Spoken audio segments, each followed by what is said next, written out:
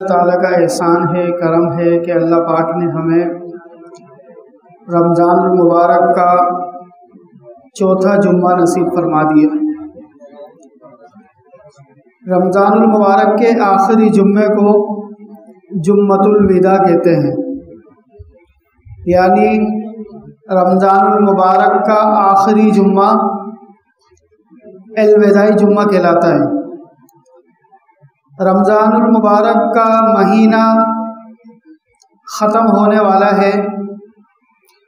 یہ وہ مہینہ ہے کہ جس کے لیے آپ علیہ الصلاۃ والسلام 2 مہینے پہلے ہی سے دعا کیا کرتے تھے۔ رجب کا چاند دکھتا اور آپ صلی اللہ علیہ وسلم رمضان کے لیے دعا کرنا شروع کر دیتے تھے۔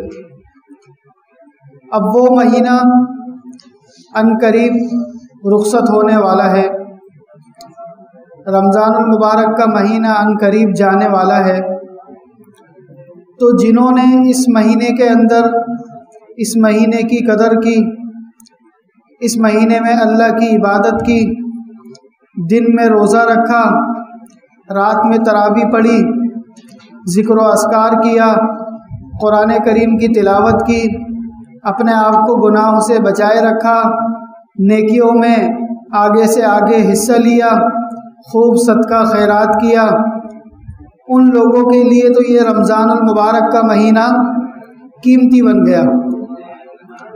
اور جنہوں نے اس رمضان میں بھی اپنے گناہوں کو نہیں چھوڑا، روزے بھی نہیں رکھے، تراویح بھی نہیں پڑھی، قرآن کی تلاوت بھی نہیں کی، صدقہ خیرات بھی نہیں کیا، اور اسی طرح دیگر وہ اعمال جس سے اللہ پاک راضی ہوتے ہیں ان کو نہیں کیا، تو اس کے لیے رمضان المبارک کا مہینہ قیمتی نہیں بنا۔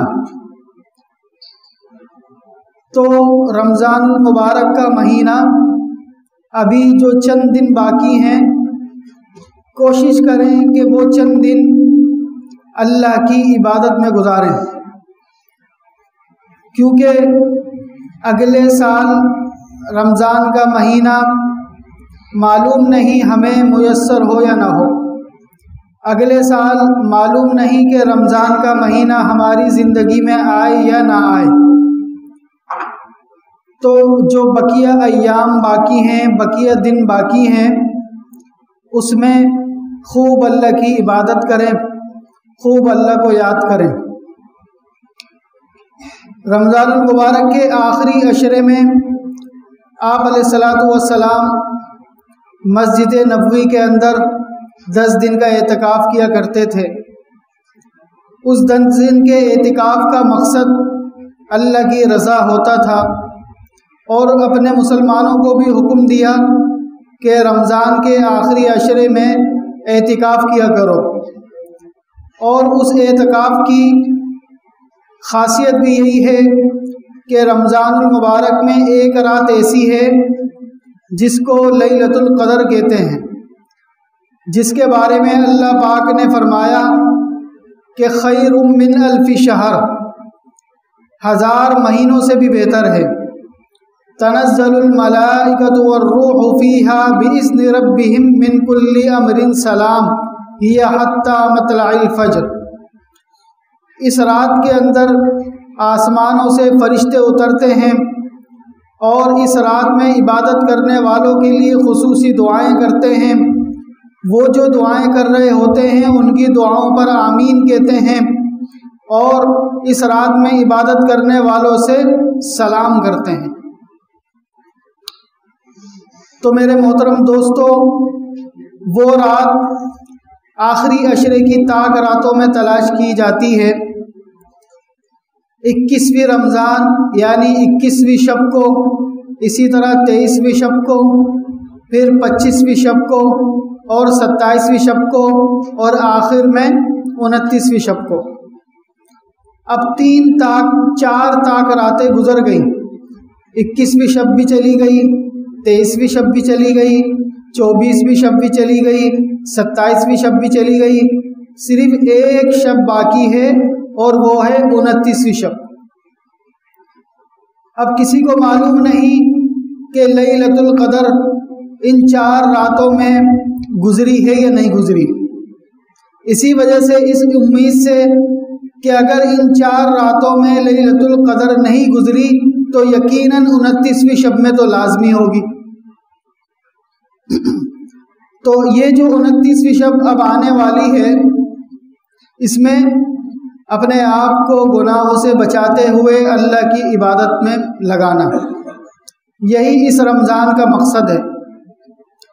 رمضان المبارک کا مہینہ وہ ایک عظیم مہینہ ہے کہ جس میں اللہ پاک کی طرف سے خصوصی انعامات نازل ہوئے، خصوصی رحمتیں نازل ہوئیں، اور جیسے ہی یہ مہینہ لگا اللہ پاک نے انسانوں پر احسان فرمایا، اس کا دشمن شیطان اس کو بند کر دیا۔ جیسے ہی رمضان کا مہینہ آتا ہے اللہ تعالیٰ شیطان کو بند کر دیتے ہیں اور جنت کے دروازوں کو کھول دیتے ہیں، جہنم کے دروازوں کو بند کر دیتے ہیں، اور خصوصی طور پر ایک نیکی کرنے والے کو 70 نیکیوں کا ثواب دیتے ہیں، ایک فرض پڑھنے والے کو 70 فرضوں کے برابر ثواب دیتے ہیں، ایک نفل ادا کرنے والے کو فرض کے برابر ثواب دیتے ہیں۔ کیوں؟ اس لیے تاکہ یہ انسان، تاکہ میرا بندہ زیادہ سے زیادہ اپنے اعمال نامے میں نیکیوں کو جمع کر سکے۔ تو یہ عظیم مہینہ، برکتوں والا مہینہ، رحمتوں والا مہینہ ان قریب ہم سے جانے والا ہے، ان قریب ہم سے رخصت ہونے والا ہے۔ تو یہ رمضان ہماری زندگی میں مہمان بن کر آیا، اب یہ مہمان جانے والا ہے۔ تو جس وقت مہمان جاتا ہے تو اس کا خوب اکرام کیا جاتا ہے، اس کی خوب عزت کی جاتی ہے۔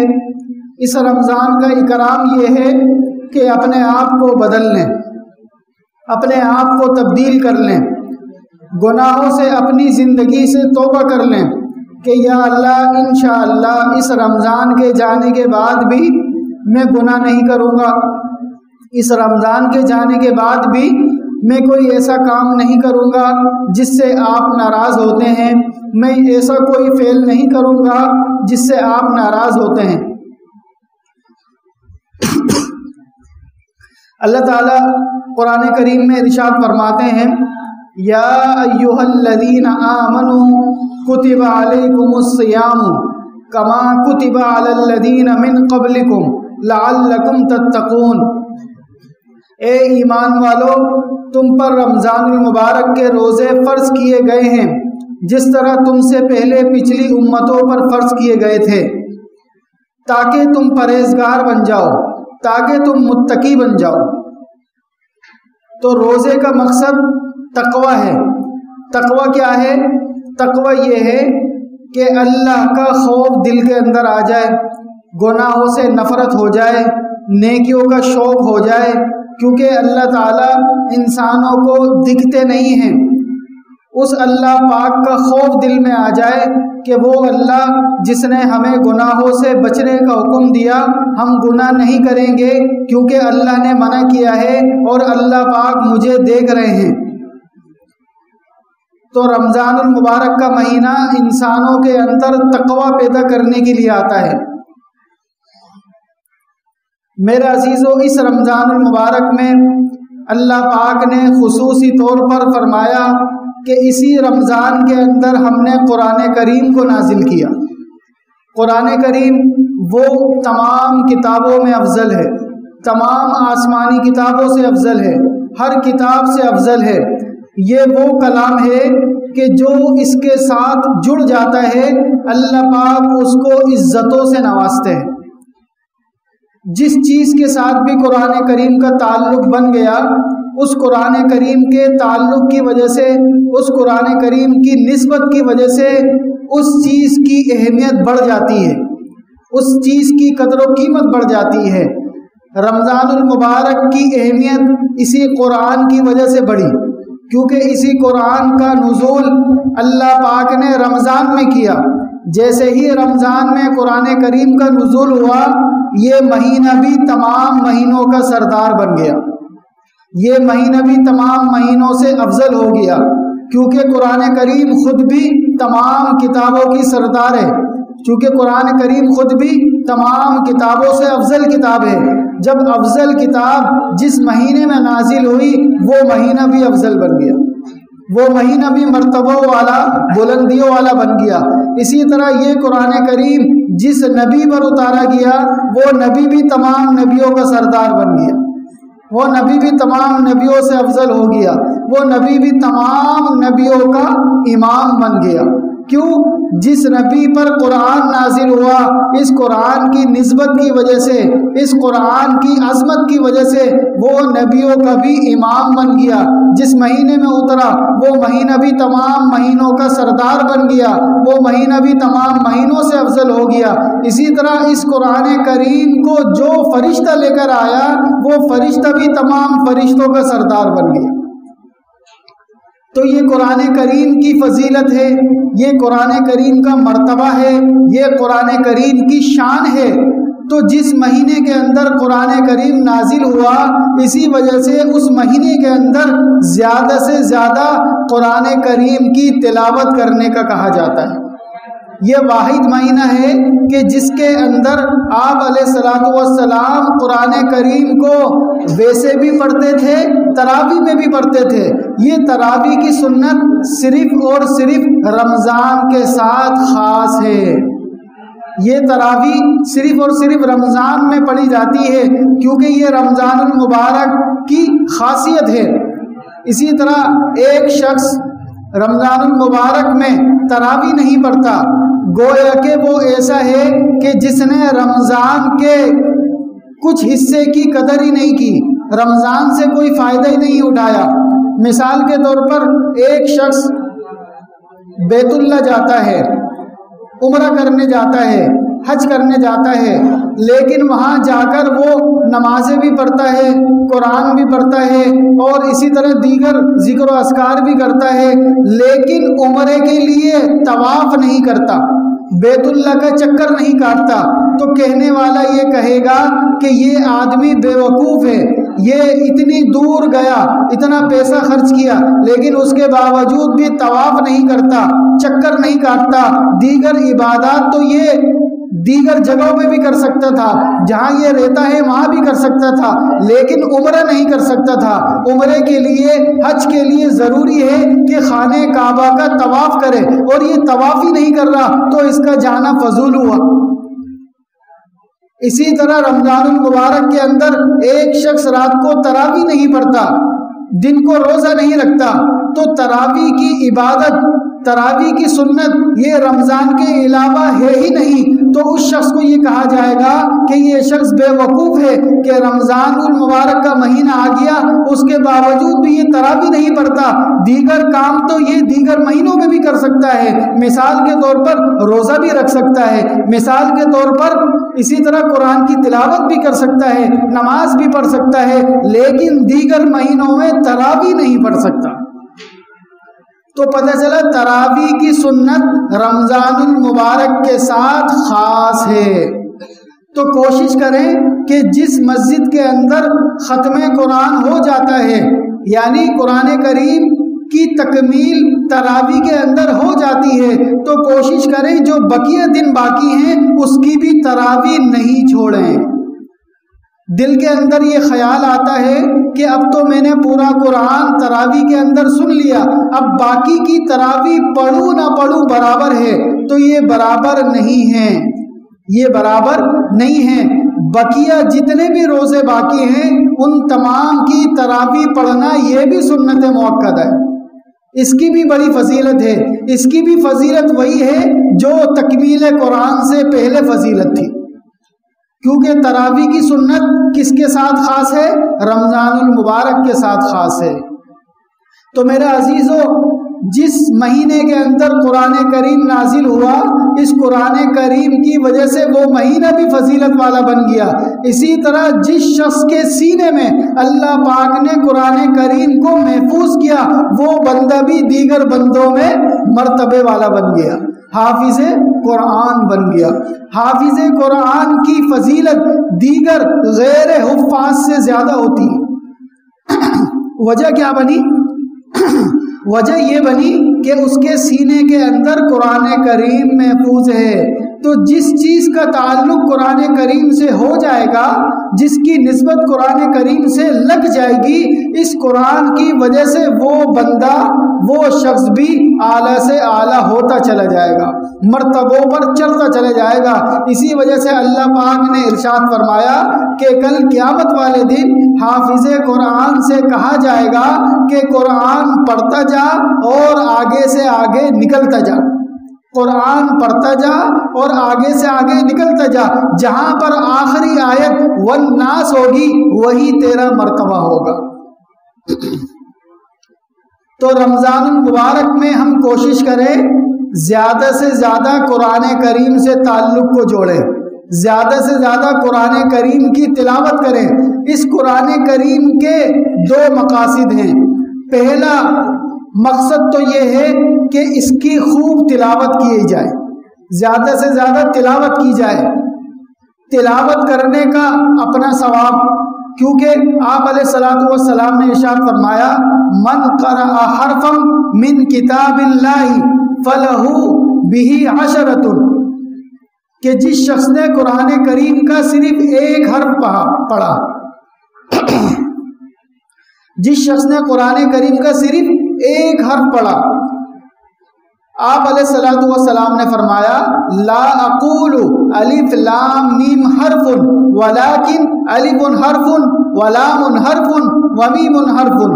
جس شخص نے قرآن کریم کا صرف ایک حرف پڑھا، الف لام میم، یہ ایک حرف ہے، لیکن میں یہ نہیں کہتا کہ الف لام میم ایک حرف ہے، بلکہ الف الگ حرف ہے، لام الگ حرف ہے، میم الگ حرف ہے۔ گویا کہ اس بندے نے جس نے صرف الف لام میم کہا، اس کے اعمال نامے میں 30 نیکیاں لکھ دی گئی۔ الف کے بدلے 10 نیکی، لام کے بدلے 10 نیکی اور میم کے بدلے 10 نیکی۔ تو الف لام میم جس نے پڑھا اس کے اعمال نامے میں 30 نیکیاں لکھ دی گئی، اور رمضان المبارک میں ایک نیکی کا بدلہ 70 کے برابر ملتا ہے۔ اب آپ اس 30 نیکیوں کو 70 سے ضرب کر دیں، خود ہی پتہ چل جائے گا کتنی نیکیاں لکھ دی گئی۔ تو قرآن سے تعلق کو جوڑنا، قرآن سے نسبت کو قائم کرنا، اس قرآن کا حق یہ ہے کہ سب سے پہلے زیادہ سے زیادہ تلاوت کرنے کا معمول بنانا۔ اس کا دوسرا حق یہ ہے کہ اس قرآن کریم کے مطابق اپنی زندگی گزارنا، اس قرآن کریم کے مطابق اپنی بقیہ زندگی کو گزارنا، یہ قرآن کریم کا حق ہے۔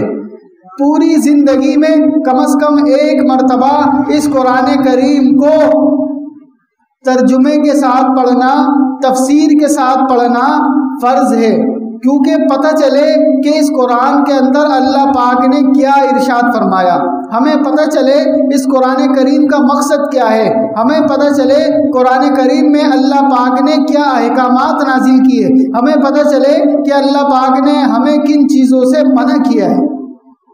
آج اگر کسی شخص کے پاس کسی بڑے افسر کا کوئی خط آئے، کوئی پیغام آئے، تو فوراً جلدی سے اس خط کو کھولا جاتا ہے، اس خط کو کھول کر پڑھا جاتا ہے، دیکھا جاتا ہے کہ پتہ نہیں اس کے اندر کیا لکھا ہے، کیونکہ اس افسر کی قدر دل میں ہوتی ہے، اس افسر کی اہمیت کا پتہ ہوتا ہے۔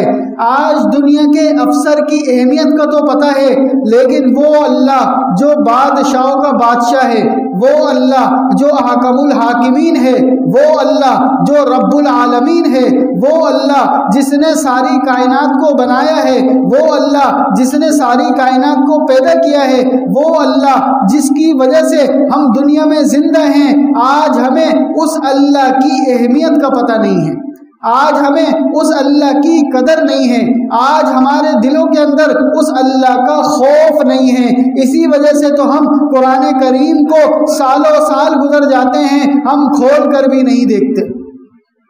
سالوں سال گزر جاتے ہیں ہم قرآن کریم کی تلاوت بھی نہیں کرتے، سالوں سال گزر جاتے ہیں ہم کبھی قرآن کریم کو ترجمے سے نہیں پڑھتے، سالوں سال گزر جاتے ہیں ہم کبھی قرآن کریم کی تفسیر نہیں پڑھتے۔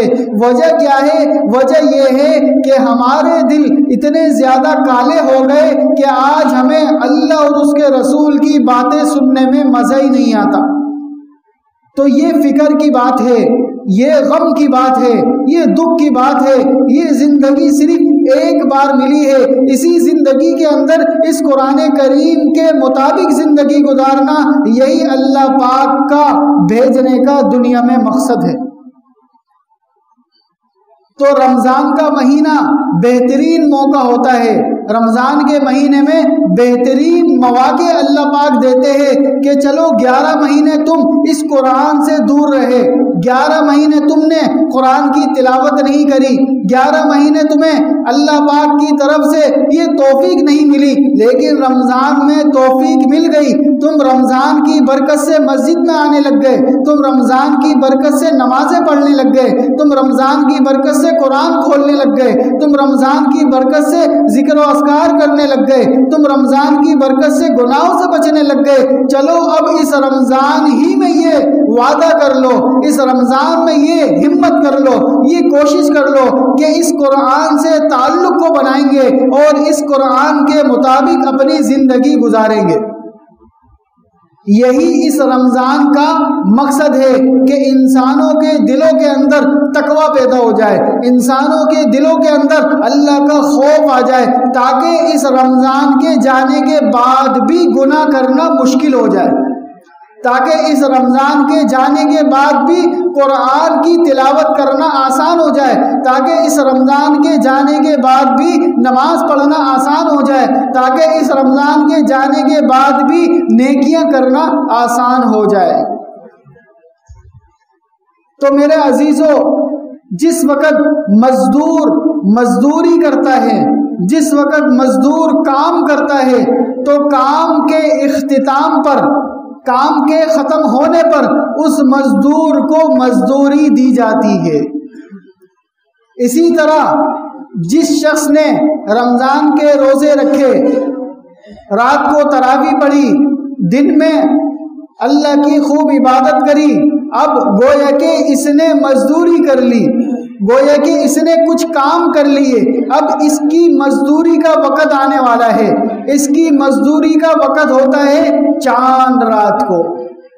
چاند رات کو اللہ پاک تمام روزے داروں کو خصوصی طور پر انعامات دیتے ہیں، تمام روزے داروں کے لیے خصوصی طور پر اعلانات ہوتے ہیں، تمام روزے داروں کے لیے خصوصی طور پر بخشش کے پروانے دیے جاتے ہیں۔ وہ کون سی رات ہوتی ہے؟ وہ ہوتی ہے چاند رات۔ خصوصی طور پر اللہ پاک کی طرف سے فرشتے آتے ہیں، خصوصی طور پر اللہ پاک کی طرف سے اعلانات ہوتے ہیں، اور کہا جاتا ہے کہ رمضان المبارک کے اندر جتنے انسانوں کی اب تک بخشش ہو چکی ہے، صرف ایک رات میں ان تمام انسانوں کے برابر، ان تمام انسانوں سے دگنا صرف ایک رات میں بخشش ہوتی ہے۔ لیکن ان لوگوں کی بخشش ہوتی ہے کہ جو چاند رات کے اندر اللہ کے گھر میں بیٹھ کر اللہ کو یاد کر رہے ہوتے ہیں۔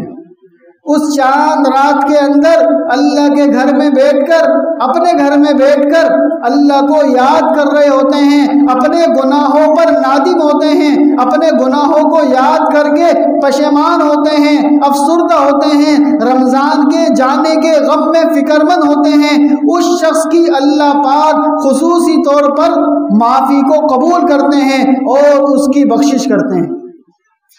حضرت ابو امامہ رضی اللہ تعالی عنہ سے روایت ہے کہ آپ علیہ الصلوۃ والسلام نے ارشاد فرمایا، من قام، کہ جو شخص کھڑا ہوا، من قام، جو شخص کھڑا ہوا 2 عیدوں کی رات میں، 2 عیدوں کی رات میں اس گمان سے کہ اللہ پاک اس کا صلہ دینے والے ہیں، تو اللہ پاک اس کو اس دن کی موت سے محفوظ رکھیں گے جس دن بہت سارے لوگ مر چکے ہوں گے۔ مطلب کیا ہے؟ مطلب یہ ہے کہ جس شخص کو اس بات کا پکا علم ہو کہ چاند رات والے دن اللہ پاک خصوصی طور پر بخشش کرتے ہیں، خصوصی طور پر معاف کرتے ہیں، اس رات کو وہ اللہ کی عبادت کرے، اور وہ دو راتیں ہیں، ایک ہے عید الفطر کی رات اور ایک ہے عید الاضحیٰ کی رات۔ ان دو راتوں کے اندر جو شخص تمام کام کاجوں کو چھوڑ کر، دنیاوی مصروفیات کو چھوڑ کر اللہ کی عبادت کرے گا، نماز پڑھے گا، قرآن کی تلاوت کرے گا، صلاۃ التسبیح پڑھے گا، صلاۃ التوبہ پڑھے گا، اور اسی طرح دیگر نمازوں میں اپنے آپ کو لگائے رکھے گا، اس شخص کی اللہ پاک خصوصی طور پر دنیا میں بھی بخشش کریں گے اور کل قیامت والے دن اس کو بے خوف کر دیں گے۔ وہ رات کون سی ہے؟ وہ رات عنقریب آنے والی ہے، وہ رات عنقریب آنے والی ہے جس کو لیلۃ الجائزہ بھی کہتے ہیں۔ لیلۃ الجائزہ، جائزے کی رات، انعام کی رات، قدردانی کی رات، مزدوری ملنے کی رات۔ اب آپ ذرا تصور کریں کہ آپ کسی کمپنی کے اندر کام کرتے ہیں، مزدوری کرتے ہیں، ایک مہینہ آپ نے مزدوری کی، ایک مہینہ آپ نے کام کیا، اب آپ سے یہ کہا گیا کہ آپ کا مہینہ پورا ہونے والا ہے فلاں تاریخ کو، تو اس تاریخ کو آپ فلاں وقت میں آ کر اپنی سیلری لے جانا، اپنی تنخواہ لے جانا، اپنی اجرت لے جانا۔ اب آپ بتائیں اس رات کو، اس وقت میں آپ اپنی تنخواہ لینے کے لیے، آپ اپنی سیلری لینے کے لیے تمام کاموں کو چھوڑ کر اس وقت وہاں موجود ہوں گے۔ دنیاوی لحاظ سے اگرچہ آپ کی کوئی مصروفیت ہو، دنیاوی لحاظ سے اگرچہ کوئی کام ہو، آپ ان تمام کاموں کو چھوڑ کر سب سے پہلے کہاں پر حاضر ہوں گے؟ تاکہ آپ کو تنخواہ مل جائے، تاکہ آپ کو سیلری مل جائے، کیونکہ پورے مہینے آپ نے کام کیا ہے، اب آپ کی اجرت کا وقت ہے، اب آپ کی تنخواہ کا وقت ہے، اب آپ یہ چاہیں گے کہ میں پہلی فرصت میں جا کے جلد سے جلد اپنی تنخواہ وصول کر لوں۔ اب اگر آپ ایسا نہیں کرتے، آپ کسی اور کام کاج میں لگ جاتے ہیں، کسی اور مصروفیت میں لگ جاتے ہیں اور وہ وقت گزر جاتا ہے، تو کہنے والا یہ کہے گا کہ آپ بے وقوف تھے، آپ بے وقوف تھے، تنخواہ ملنے کا وقت تھا، اجرت ملنے کا وقت تھا، مزدوری ملنے کا وقت تھا، اور آپ غائب تھے اور آپ وہاں موجود نہیں تھے۔ آپ تو بڑے ہی بے وقوف ہیں، پورے مہینے آپ نے مزدوری کی اور جس وقت مزدوری ملنے کا وقت تھا آپ وہاں موجود ہی نہیں تھے۔ تو ایسا ہوگا نہیں ہوگا؟ کوئی بھی نہیں چاہے گا کہ میں تنخواہ کے وقت غائب ہو جاؤں، کوئی بھی نہیں چاہے گا کہ میری تنخواہ مجھ سے مس ہو جائے، کوئی بھی نہیں چاہے گا کہ تنخواہ مجھے نہ ملے۔ اس کی پہلی کوشش یہ ہوگی کہ سب سے آگے میں پہنچ جاؤں۔ اسی طرح میرے عزیزو، یہ رمضان کا مہینہ مزدوری کا مہینہ تھا، یہ رمضان کا مہینہ عبادت کا مہینہ تھا۔ اب مزدوری کا وقت، اس مزدوری ملنے کا وقت آ گیا ہے، اور وہ ہے چاند رات۔ اب وہ ہے چاند رات، چاند رات والے دن خصوصی طور پر مزدوری دی جائے گی۔ کتنی مزدوری دی جائے گی؟ اتنی مزدوری دی جائے گی جتنی اس مزدور نے محنت کی ہوگی۔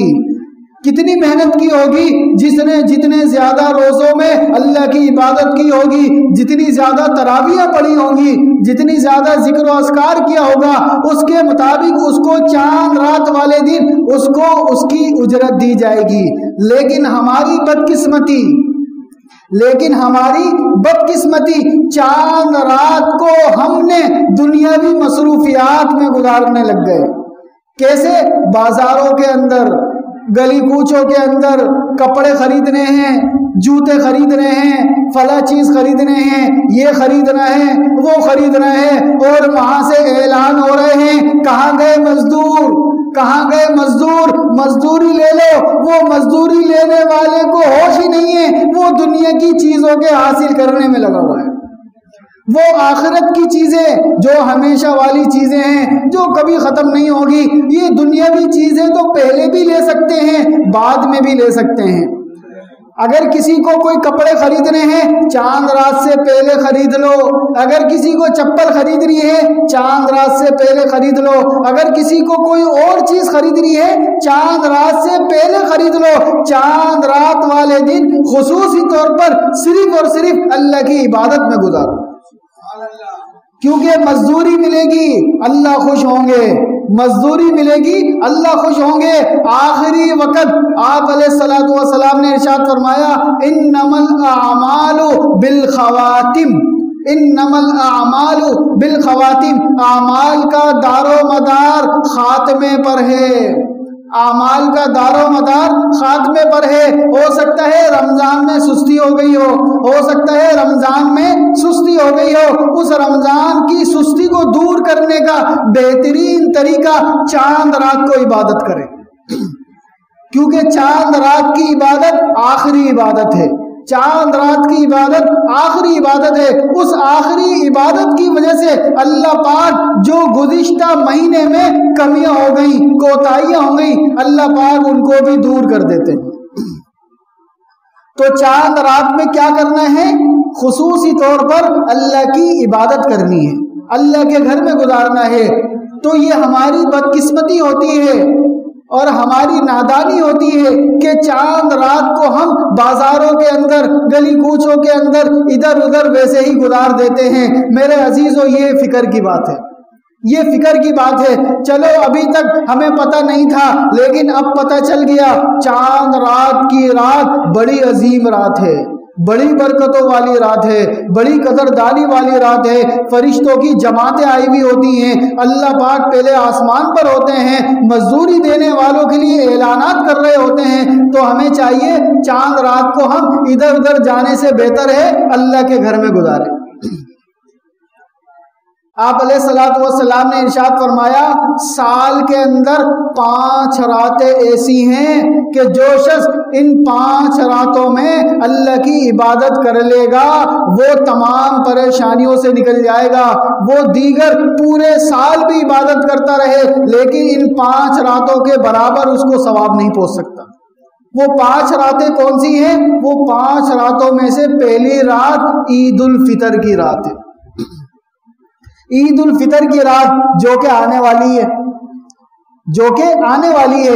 ایک شخص صرف عید الفطر میں اللہ کی عبادت کرتا ہے، 8-10 گھنٹے اللہ کی عبادت میں گزار دیتا ہے. اس کے مقابلے میں پورے سال ایک بندہ عبادت کرے پھر بھی اس کے اجر و ثواب تک نہیں پہنچ سکتا. کتنی بڑی رات ہے، کتنی عظیم رات ہے. اسی طرح دوسری رات عید الاضحیٰ کی رات ہوتی ہے. عید الاضحیٰ کی رات وہ بھی چاند رات ہوتی ہے. اسی طرح تیسری رات عید الاضحیٰ سے پہلے، عید الاضحیٰ سے پہلے جو 8 ذی الحجہ ہوتی ہے اس کی رات ہوتی ہے. اسی طرح چوتھی رات 9 ذی الحجہ کی رات ہوتی ہے. یعنی 8 ذی الحجہ، 9 ذی الحجہ اور 10 ذی الحجہ جس کو عید الاضحیٰ بولتے ہیں. ان 3 راتوں کو تو لگاتار اللہ پاک دے رہے ہیں. ان 3 راتوں میں جو عبادت کرے گا دیگر راتوں کے مقابلے میں زیادہ اس کو اجر و ثواب ملے گا. اسی طرح عید الفطر کی رات. اب رہ گئی 5ویں رات. وہ 5ویں رات کون سی ہے؟ وہ 5ویں رات ہے 15 شعبان کی رات. 15 شعبان کی رات. 15 شعبان کی رات کی بھی بڑی فضیلت ہے، وہ بھی بڑی رحمتوں والی برکتوں والی رات ہوتی ہے. تو کوشش کریں گے نا کہ ان قریب جو عید الفطر کی رات آ رہی ہے اس میں ہم ادھر ادھر بازاروں میں گھومنے کے بجائے اللہ کے گھر میں اللہ کی عبادت کریں. اسی طرح میرے عزیزو اس رمضان میں 4 لوگ ایسے ہوتے ہیں کہ جن کی اس رمضان میں بھی بخشش نہیں ہوتی اگر وہ اپنے ان گناہوں سے توبہ نہ کریں. وہ 4 طرح کے لوگ کون ہیں؟ سب سے پہلا وہ شخص جو شراب پیتا ہوگا، جو شرابی ہوگا اور رمضان میں بھی شراب سے توبہ نہیں کرتا ہوگا. اور رمضان میں بھی شراب کا عادی ہوگا، غیر رمضان میں بھی شراب پیتا ہوگا، رمضان میں بھی شراب پیتا ہوگا، تو ایسے شرابی کی بخشش نہیں ہوتی، ایسے شرابی کی بخشش نہیں ہوتی۔ اور آپ نے یہ بھی سنا ہے کہ آپ علیہ الصلوۃ والسلام نے ارشاد فرمایا کہ جس طرح شراب حرام ہے اسی طرح ہر نشہ آور چیز بھی حرام ہے، کیونکہ شراب ایک نشہ ہے، شراب ایک نشہ ہے۔ جس طرح شراب حرام ہے اسی طرح ہر نشہ آور چیز بھی حرام ہے۔ تو پتہ چلا جو شخص شراب کے علاوہ کسی چیز کا نشہ کرتا ہوگا اس کی بھی بخشش نہیں ہوگی، اس کی بھی بخشش نہیں ہوگی، رمضان کے مہینے میں بھی نہیں ہوگی۔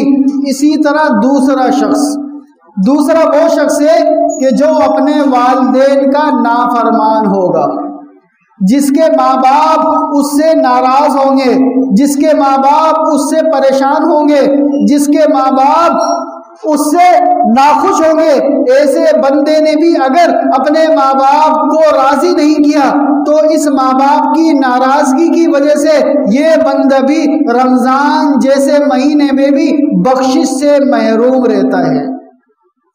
اسی طرح تیسرا وہ شخص ہے کہ جو اپنے رشتے داروں سے تعلق کو توڑ دیتا ہے، قطع تعلق کرتا ہے، اور میں فلاں کے گھر نہیں جاؤں گا، میں فلاں سے بات نہیں کروں گا، وہ میرا دشمن ہے، میں اس کا دشمن ہوں، میں نے تو اس کے دہلیز پہ بھی نہیں چلنا، میں تو اس کے قریب بھی نہیں جاؤں گا۔ گویا کہ وہ قطع تعلق رکھتا ہے اور رمضان المبارک کے آنے کے بعد بھی اپنے اس قطع تعلق کو ختم نہیں کرتا، اللہ کی رضا کے لیے معاف نہیں کرتا۔ تو ایسے شخص کے لیے بھی جب وہ اپنے بھائی کو معاف نہیں کرتا تو اللہ پاک اس کو بھی معاف نہیں کرتے۔ اسی طرح چوتھا شخص جو اپنے دل کے اندر کسی مسلمان کے لیے کینہ رکھتا ہے، کسی مسلمان کے لیے برائی رکھتا ہے اور یہ سوچتا ہے کہ مجھے جیسے ہی موقع مل جائے گا میں اس کو نقصان پہنچاؤں گا، میں اس کو نقصان پہنچاؤں گا، ایسے شخص کے بارے میں بھی اللہ پاک کی طرف سے اس چاند رات کو یہ اعلان ہوتا ہے اس بندے کی بھی بخشش نہیں ہو سکتی۔ یہ 4 بندے ایسے ہیں کہ جو پورے رمضان کے علاوہ چاند رات میں بھی بخشش سے محروم رہ جاتے ہیں۔ تو ہمیں اس بات کی فکر کرنی چاہیے کہ کہیں ہم ان چاروں لوگوں میں سے کسی لوگ میں شمار تو نہیں ہوتے، کسی ایسے شخص میں ہمارا شمار تو نہیں ہے، کیا کوئی ہم نشہ تو نہیں کرتے، کیا ہمارے ماں باپ ہم سے ناراض تو نہیں ہیں، کیا ہم نے اپنے رشتہ داروں سے تعلق کو توڑا ہوا تو نہیں ہے، کیا ہم کسی مسلمان کے لیے کسی بھائی کے لیے اپنے دل میں کوئی کینہ تو نہیں رکھتے؟ اگر اس وقت ان چاروں میں سے کسی ایک چیز میں بھی ملوث ہیں اسی وقت توبہ کر لیں، اسی وقت توبہ کر لیں۔ توبہ کا دروازہ کھلا ہوا ہے، توبہ کا دروازہ کھلا ہوا ہے۔ یا عبادی الذین اسرفوا علی انفسہم لا تقنطوا من رحمت اللہ ان اللہ یغفر الذنوب جميعا انہ هو الغفور الرحیم۔ وہ اللہ غفور الرحیم ہے۔ اگر خدا نہ خواستہ ان چاروں میں سے کسی چیز میں ملوث ہیں تو توبہ کا دروازہ کھلا ہوا ہے، اسی وقت توبہ کر کے ہمیشہ کے لیے اللہ پاک کے دربار میں اللہ کو راضی کر لیں۔ تو سب اس کی بھی توبہ کرتے ہیں نا، اس کی بھی کوشش کریں گے نا کہ ان چاروں گناہوں میں سے کوئی گناہ ہمارے ساتھ لگا ہوا نہ ہو، ورنہ ہم سوائے افسوس کے، سوائے آنسوؤں کے، سوائے ندامت کے ہمارے ہاتھ میں کچھ نہیں آئے گا۔ تو سب سے پہلے ایک کام تو یہ کرنا ہے کہ جو بقیہ تراویح باقی ہیں ان کو پڑھنا ہے، جو بقیہ تراویح باقی ہیں ان کو بھی پڑھنا ہے۔ اگرچہ دل میں یہ بات آئے کہ میں نے تو پورے قرآن کو سن لیا ہے تراویح میں، اب کیا ضرورت ہے، یہ ہماری سستی ہے، یہ ہماری سستی ہے۔ بقیہ تراویحوں کو بھی اسی طرح پڑھنا ہے، جبکہ بقیہ تراویح تو دیگر تراویحوں سے جلدی ختم ہو جاتی ہیں، جلدی ختم ہو جاتی ہیں، چونکہ چھوٹی چھوٹی صورتیں ہوتی ہیں، تو یہ تو زیادہ سے زیادہ اس میں کوشش کرنی چاہیے کہ پہلی صف میں آ کے کھڑے ہو جائیں۔ اور دوسرا کام کیا کرنا ہے؟ دوسرا کام یہ کرنا ہے کہ چاند رات والے دن اپنے آپ کو بازاروں کے بجائے اللہ کی عبادت میں گزارنا ہے۔ اور تیسرا کام کیا کرنا ہے؟ اگر ان چاروں گناہوں میں سے جو ابھی ذکر کیے، اگر خدا نہ خواستہ ہم اس میں ملوث ہیں، تو ان چاروں گناہوں سے توبہ کرنی ہے۔ اور توبہ کی شرط یہ ہے کہ توبہ کرتے وقت دل میں یہ خیال آئے کہ یا اللہ، میں جو مجھ سے گناہ ہوا میں اس پر نادم ہوں، میں اس پر افسوس کرتا ہوں۔ ایک تو افسوس کرے، دوسرا نہ کرنے کا پکا ارادہ کرے کہ آئندہ نہیں کروں گا، آئندہ جان بوجھ کر یہ کام نہیں کروں گا۔ اور اسی طرح تیسرا کام اپنے آپ کو گناہوں سے دور رکھے۔ تو میرے عزیزوں، یہ رمضان المبارک کا آخری جمعہ تھا، آخری جمعہ ہے، یہ آخری جمعے کا آخری بیان تھا۔ اب جو جمعہ آئے گا وہ رمضان کا نہیں ہوگا۔ اب جو آپ کی ہماری ملاقات ہوگی وہ رمضان میں نہیں ہوگی، وہ رمضان کے علاوہ جمعے میں ہوگی۔ تو یہ آخری جمعہ 2025 کا اب ہماری زندگی میں کبھی لوٹ کر نہیں آئے گا، اب کبھی لوٹ کر نہیں آئے گا۔ اب جو رمضان آئے گا اگر ہماری زندگی میں ہوا تو وہ 2026 کا آئے گا، 2025 کا نہیں آئے گا۔ تو کوشش کریں جو بقیہ تھوڑے سے دن باقی ہیں اس میں خوب اللہ کی عبادت کریں، اپنے آپ کو گناہوں سے بچائیں۔ اللہ پاک جو کچھ کہا گیا سنا گیا اس پر عمل کرنے کی توفیق عطا فرمائے۔ درس قرآن، درس حدیث، اصلاحی بیانات، فقہی مسائل اور وظائف کے لیے مفتی ابو بکر انصاری کے چینل کو سبسکرائب کریں۔